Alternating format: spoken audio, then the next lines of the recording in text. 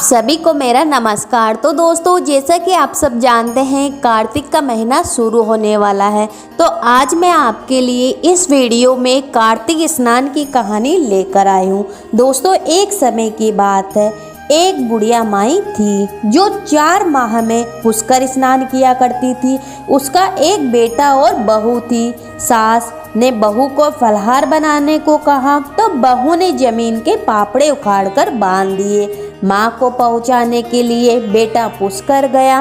रास्ते में माँ से बोला, माँ फलहार कर ले। जहाँ पानी मिला वही माँ फलहार करने बैठ गई तो पोपड़े फलहार बन गए। पुष्कर में बेटा माँ के लिए झोपड़ी बनाकर सामान रखकर वापस अपने गांव आ गया। रात्रि के पहर में सावन मास आया और बोला, बुढ़िया माई दरवाजा खोल। तब बुढ़िया माई ने पूछा, तुम कौन हो? तो वह बोला, मैं सावन मास हूँ। बुढ़िया माई ने तुरंत झोपड़ी का दरवाजा खोल दिया। बुढ़िया माई ने सावन में महादेव जी का पूजन किया, भील पत्थर चढ़ाकर अभिषेक कर कीर्तन किया।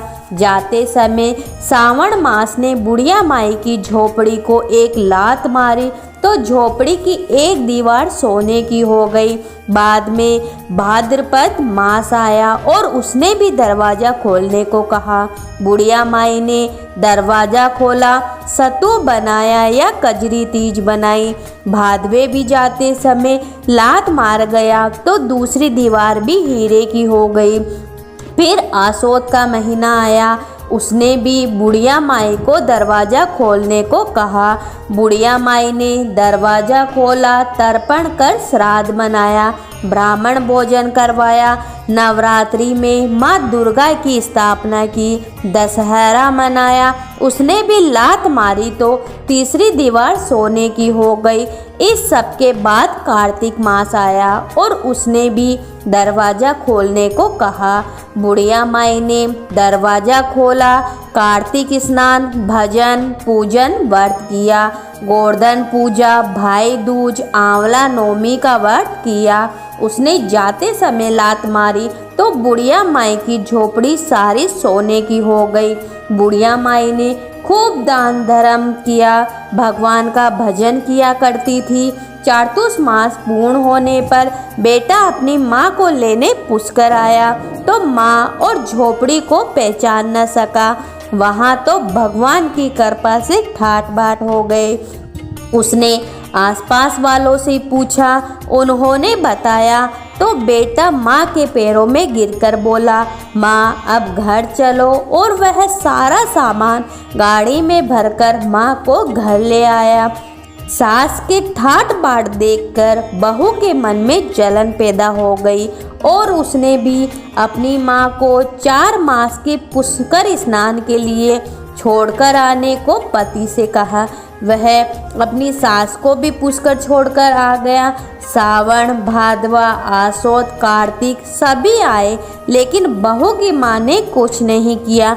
वह 4 समय खाती थी और दिन भर सोती रहती थी।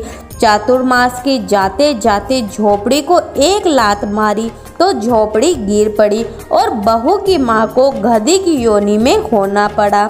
4 मास बाद जमाई जब अपनी सास को लेने आया तो उसने देखा न तो वहाँ सास थी और न ही झोपड़ी।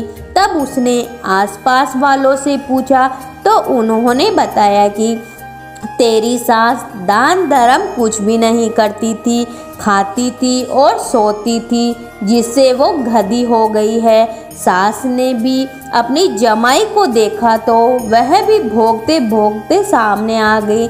तब जमाई ने सास को गाड़ी के पीछे बांध लिया और घर ले आया। उसकी औरत ने पूछा, मेरी माँ कहाँ है? तो उसने बताया कि गाड़ी के पीछे बंदी है, जिसकी जैसी करनी वैसी भरनी। मेरी माँ भोली थी, तूने फलहार की जगह जमीन के पोपड़े बांध दिए तो वे भी फलहार बन गए। तब उसकी औरत बोली, ब्राह्मण के पास चलो और चलकर मेरी माँ को मनुष्य योनि में लेने के लिए कोई उपाय पूछो। वे दोनों ब्राह्मण के पास गए। ब्राह्मण बोला, तेरी सास जब स्नान करे उस पानी को लेकर अपनी माँ को स्नान करा दे तो यह योनि छूट जाएगी। तब बहू ने ऐसा ही किया और उसकी माँ मनुष्य योनि में आ गई। हे राधा दामोदर भगवान, जैसा तुमने लड़के की माँ को सब कुछ दिया वैसे सबको देना, सबकी मनोकामना पूरी करना।